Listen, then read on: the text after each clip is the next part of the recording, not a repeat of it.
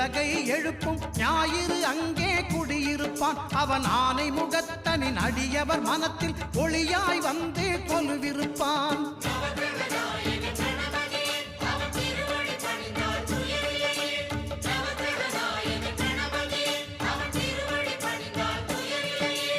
ஒன்பது கோளும் ஒன்றாய் காண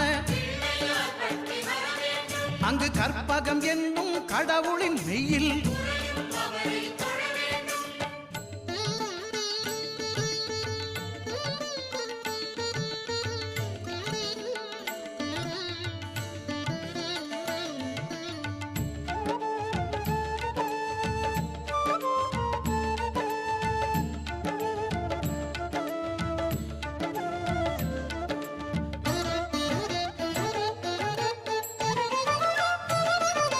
திங்கள் பகவான்